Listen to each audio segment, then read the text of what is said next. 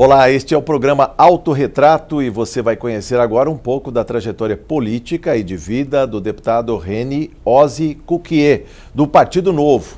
Eleito com 130.214 votos, ele já trabalhou na Secretaria de Segurança Urbana da Prefeitura de São Paulo e tem muito a contribuir com segurança nas cidades por meio da vigilância eletrônica e tecnologia. O jovem deputado, cientista político, pretende aprimorar políticas públicas e dar mais eficiência à máquina governamental. Vamos saber como nessa entrevista. Muito bem-vindo, parabéns, sucesso no seu mandato e, antes de mais nada, a oportunidade de agradecer os O senhor já fez isso na sua rede social, quem abre o Facebook se depara com um enorme banner dando 130 mil vezes obrigado, é isso, deputado? É isso. Bom, obrigado, prazer estar aqui, Jorge. Realmente, quero agradecer essa quantidade de votos muito expressiva, foi um trabalho muito duro, acho que é fruto de uma vontade de renovação, uma vontade de mudança, as pessoas participaram, se engajaram na campanha de uma forma assim, muito surpreendente, muito positivo para o Brasil, positivo para essa mudança, para essa participação. Ver as pessoas valorizarem coisas que normalmente às vezes não são tão reconhecidas, estudo, conhecimento. Sim. Eu sou professor, então isso me deu uma realização, né? Um orgulho. Estou muito contente, com muita vontade de trabalhar para fazer a diferença, ajudar a mudar as coisas aqui no estado de São Paulo, enfim, nas cidades todas, na capital e no interior. Sim. Como foi esse trabalho de conquista de corações e mentes nessa eleição? Eu tenho que lembrar aqui, eu já tinha conversado com o deputado, mas nos falamos em Casa Branca durante a gravação do programa Assembleia Cultural com Elinho Viola, você estava lá também, prestigiando, né, a música caipira, a música de raiz, mas como foi o corpo a corpo com o eleitorado numa eleição de tiro curto, né, apenas 45 dias? Muito curto. Acho que era uma combinação de convocar as pessoas, chamar elas para perto e falar, vem participar da política, esse problema é de todos nós, né? Os desafios que as posições políticas, os cargos políticos têm são os grandes desafios do Brasil. Então a ideia era convocar essas pessoas e fazer elas se engajarem. E a gente fez isso muito bem, deu muito certo, conseguimos chamar elas e mostrar que elas podiam participar. E que era a hora delas fazerem a diferença. E isso ganhou um efeito de viralização, muitas pessoas falando uma para as outras, replicando nas mídias. Fizemos muitos vídeos legais onde eu explicava problemas e propunha soluções. Aliás, tem um vídeo muito legal, estou até conclamando o nosso telespectador a assistir na sua página pessoal, na rede social, posso falar no Facebook. Que é um vídeo curto, mas muito bem editado, que explica a competência de um deputado federal, de um deputado estadual. Deputado, é importante falar isso. O senhor deixou bem claro no vídeo, bastante singelo, muito bem feito, que a competência é residual, ou seja, o que não é competência do vereador, o que não é competência de um deputado federal, cabe ao deputado estadual. Parece que sobra pouco para legislar. Por que o senhor procurou uma cadeira nessa Casa de Leis? Eu acho que eu acredito nas coisas feitas com solidez, consistência, passo a passo. Então, acho que uma participação no legislativo que, apesar de eu ser um cientista político, estudar o que é o sistema político e ter um entendimento, eu nunca tinha vivido. Então, acho que o estado de São Paulo é uma grande potência, é um estado muito rico, com muitos desafios. Eu achei que começar aqui no estado de São Paulo era um caminho para poder contribuir mais. Eu já tinha participado numa administração no executivo, visto de perto, por um tempo curto, mas suficiente para você ver os problemas na área de segurança, né, da cidade de São Paulo, que é uma das grandes cidades, é maior que países inteiros. Sobre segurança vamos falar muito ainda no programa de hoje. Então, e aí eu acho que o começo tem que ser feito, as coisas têm que ser feitas passo a passo, você ter consistência, saber o que você está fazendo, e nada melhor do que começar numa esfera mais baixa. Né? Mas com essa avalanche de votos, seria o suficiente até para conquistar uma cadeira em Brasília. Seria. Foi a escolha aqui em São Paulo?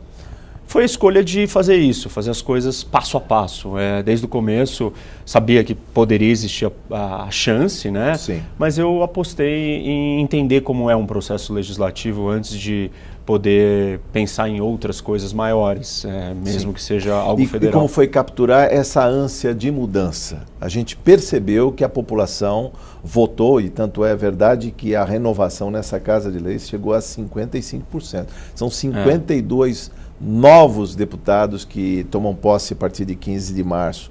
O que falar disso, dessa vontade, desse anseio de mudança? Porque a política estava no desalento há muito tempo. As pessoas falavam de política e mudavam de assunto. E de uma hora para outra apareceram, né, pessoas aí falando, discutindo política de maneira até aguerrida e às vezes até violenta. Esse é o lado ruim, né, os extremos e exageros. Mas eu acho que tem uma consciência, uma maturidade crescendo dentro da população brasileira, da sociedade. As pessoas veem os problemas que surgem da política e não dá mais para elas ficarem de fora. Elas são parte dessa história, porque não só porque elas escolhem, mas porque elas têm que participar, porque os problemas todos que nós temos no Brasil e no estado de São Paulo não vão ser resolvidos com uma canetada, e sim com mudanças de mentalidade, com mobilização das pessoas, com todos participando dessa solução. Eu acho que, felizmente, tinha um anseio por isso. Temos algumas fotos aqui, inclusive. Isso é uma palestra, o senhor também é palestrante, né? Falar sobre isso, deputado, esse poder da comunicação de conquistar as pessoas e atraí-las de volta para a política, porque a política se faz com a renovação, as casas de leis, né? A política não é só o ato de ir lá e votar e fazer uma escolha e depois não ter compromisso com o seu escolhido, né, com o seu representante. Eu acho que esse é um tema que eu vou tentar propagar e bater muito forte, que é a ideia de educar, informar, ensinar. Então os meus vídeos, como você comentou, esse que faz as distinções entre o federal e o estadual, são sempre com essa intenção de trazer as pessoas para perto, para que elas entendam alguma coisa que elas não sabem o que é. Sim. Não tem como você participar de uma coisa que você não gosta e não entende. É até fácil criticar o que não sabe. Os problemas são muito complexos, né? Eles envolvem muitas vertentes e pontos de vistas, e você tem que tomar ciência de todos eles para poder conseguir entender como resolver. Mas para o eleitor, qual a diferença que faz? Digamos, uma pessoa que não tem uma habitação, não tem casa para morar. Se a política pública é municipal, se ela é estadual, é o Casa Paulista, se ela é federal, é o Minha Casa Minha Vida. Muitas vezes o que acontece é a sobreposição, porque ele vai em todos os entes e faz a mesma demanda, o mesmo pedido. Para ele não faz diferença. O que ele precisa é que quem entregar a casa mais rapidamente... Claro que quanto mais ele entender como funciona, maior efetivo vai ser a sua cobrança pelos seus direitos, e a fiscalização de quem ele votou está entregando o que deveria estar podendo entregar. Tem coisas que nós não podemos fazer no Estado. A gente não pode, por exemplo, mudar as leis de processo civil, as leis criminais, tudo isso não cabe ao Estado. Então, quando as pessoas vão discutir comigo questões de segurança e vão falar, não, mas as leis são muito frouxas, eu falo, bom... Aí já é outra... não é aqui. E aí ele vai cobrar, então, de quem ele votou. Vai pensar, na próxima vez eu tenho que votar direito. Ou tenho que votar alguém alinhado com as minhas necessidades, ou o que eu acredito que seja o grande problema do Brasil nesse momento. Seria, digamos assim, a opção número 1 dos políticos hoje repaginarem as políticas públicas e principalmente as políticas de segurança. Eu lembro aqui, recentemente, o ministro de Justiça e Segurança, Sérgio Moro, apresentou um pacote de medidas com essas mudanças, as mais emergenciais, 14 no total. O senhor vê com bons olhos a possibilidade de uma mudança, e uma mudança até rápida, haja vista que a população anseia por essa mudança, fez as suas devidas escolhas e espera muito delas. A mudança tem que ser rápida, porque a população está muito saturada, as pessoas estão de saco cheio de um sistema político que não entrega, porque as discussões não são sérias, porque a preocupação nem sempre é com o interesse de todo mundo e não só com os seus interesses particulares. Eu espero que as mudanças propostas sejam debatidas o mais rápido possível e elas avancem, e não fiquem numa discussão de nada com nada. Não vai ser fácil, porque muitas dessas propostas já foram colocadas a debate e o Congresso não aprovou, não aceitou. Tem outras que esbarram muita resistência, né? Com problemas constitucionais, então o Judiciário não vai deixar que isso avance. Então, assim, não vai ser simples e tão fácil, mas existe, como você colocou, a demanda da população.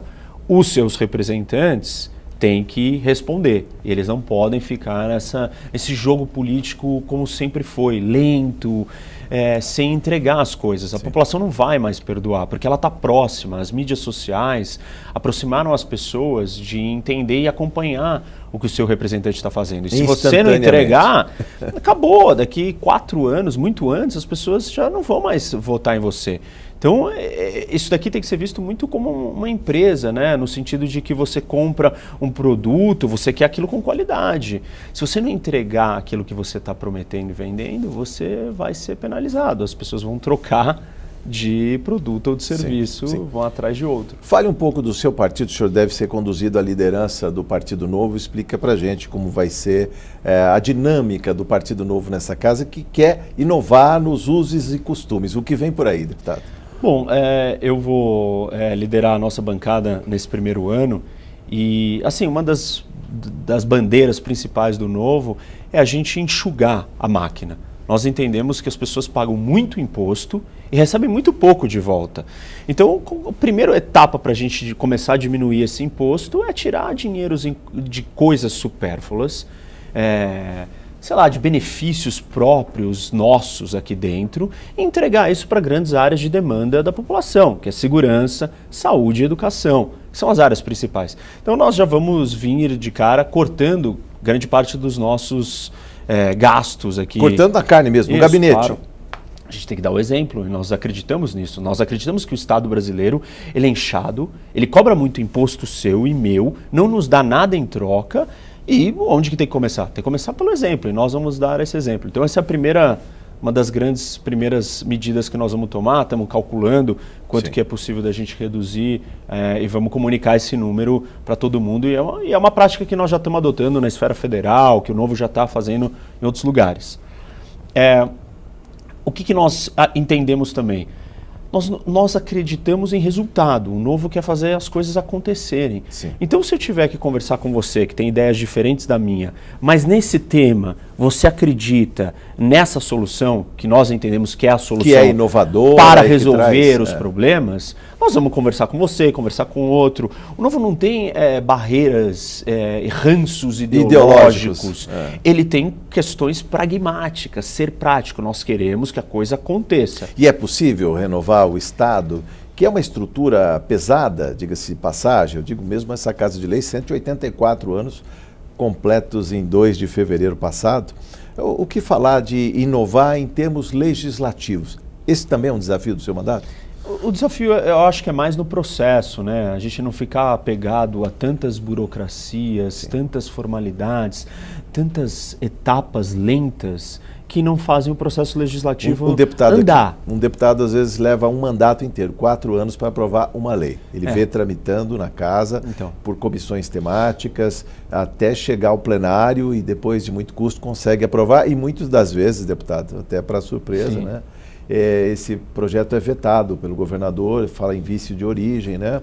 Ou seja, dos 287 itens da pauta desta Casa de Leis atualmente, pelo menos uns 250 devem ser vetos, ou seja, de matérias que ficaram por aí. Se isso daqui é uma casa legislativa e a função dela é legislar e nem legislar, ou esse tempo todo que você está descrevendo aí não acontece muita coisa, então não estamos fazendo nem o que deveria ser feito. E acho que a inovação maior o ciclo, é só fazer funcionar o processo, não tem inventar novas coisas, é fazer as coisas como elas têm que ser, agirem e funcionarem. Agora, o papel também do legislativo é fiscalizar o bom funcionamento dos programas e ações de governo.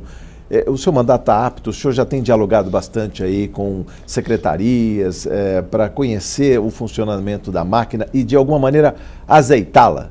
Sim, a gente tá próximo do governador, conversa com o João Dória, fui secretário adjunto na prefeitura e eu vi de perto muitas coisas e ali surgiram algumas ideias e projetos, inclusive, que eu estou trazendo.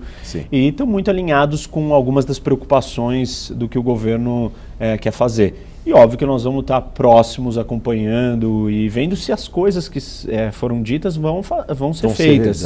Então, esse papel da fiscalização é importante porque se esquece que essa é uma das funções da Casa Legislativa. E nós vamos atuar muito seriamente. A gente não tem compromissos eternos com ninguém. Nós temos compromisso com o resultado. Essa Sim. é uma das diferenças do novo. Focar Sim. no resultado.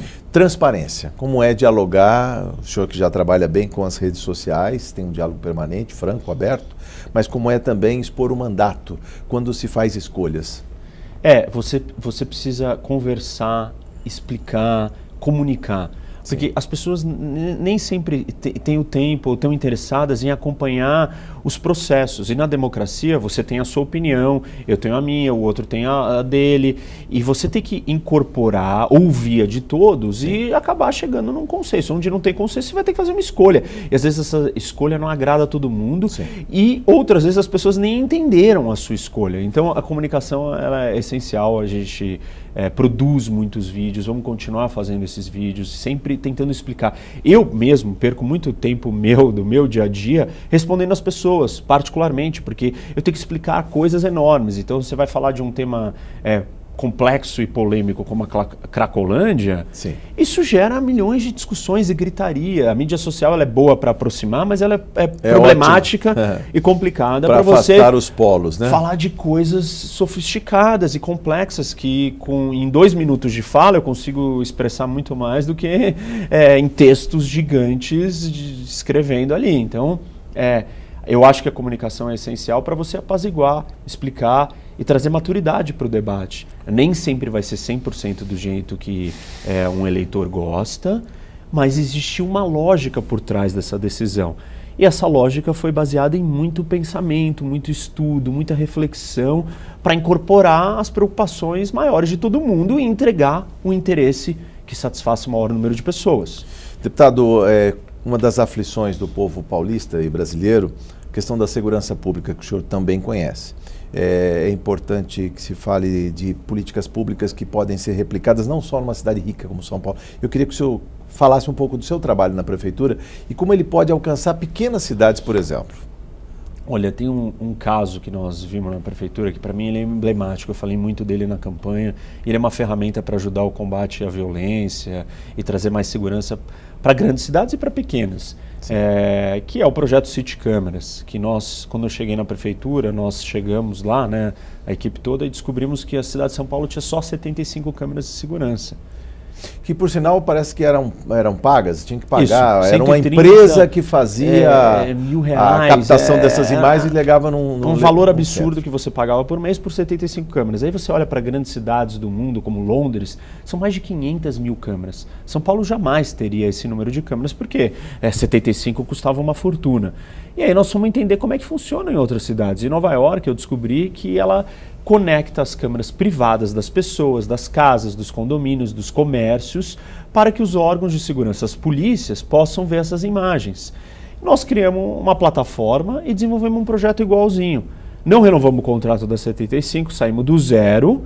Do zero? Do zero, porque não tinha mais nenhuma câmera. Não tem mais câmera. Aí começamos do zero. O que tem, desliga. 2.000 Agora câmeras, é o cidadão que vai colaborar com a segurança dele. Isso. 2.000 câmeras conectadas ao sistema em 9 meses. A que custo?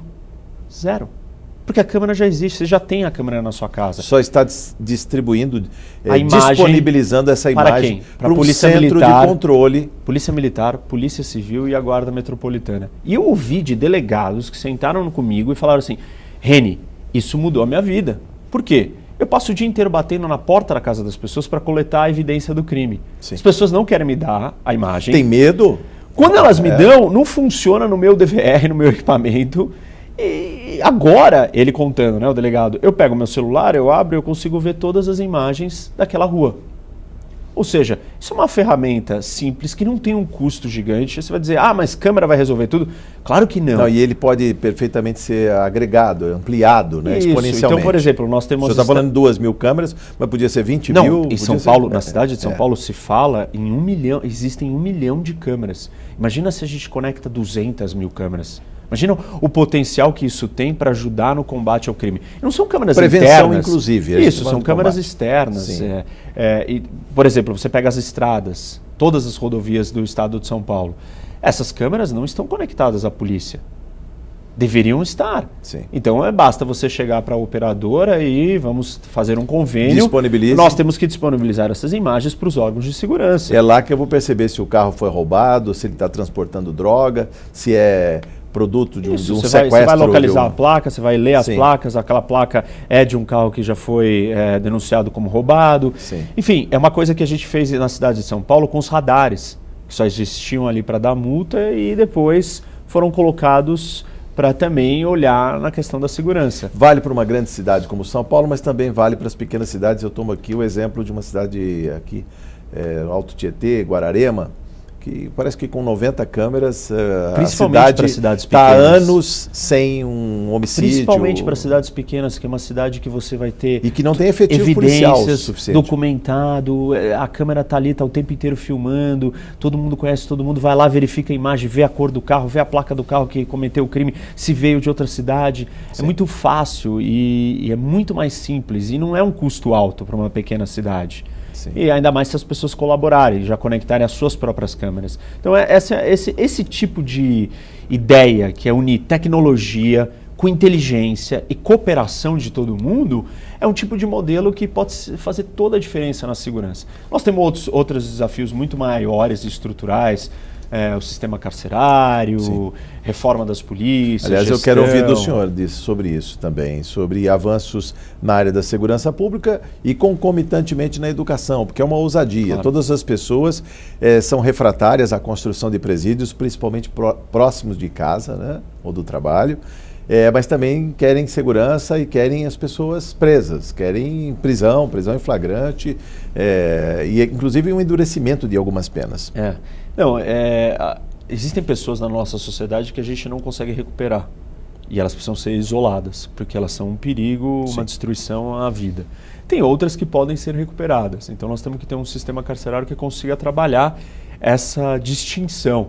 O governador fala em privatização de algumas, que eu acho que é um caminho de algumas correto. Cadeias, inclusive trabalho para as presas. Precisa construir mais presídios. Não é humano imaginar que aquelas superlotações todas que existem podem ser controlados e serem ambientes que possam recuperar alguém ou manter algum tipo de ordem ali dentro. Então precisa mais. Não tem dinheiro, a iniciativa privada pode fazer isso. Nós temos modelos no Brasil que deram muito certo. Inclusive já funcionando no Brasil. Né? Acho que o governador até já está com um edital para algumas construções de presídios novos. Isso é muito positivo, apoio essa ideia.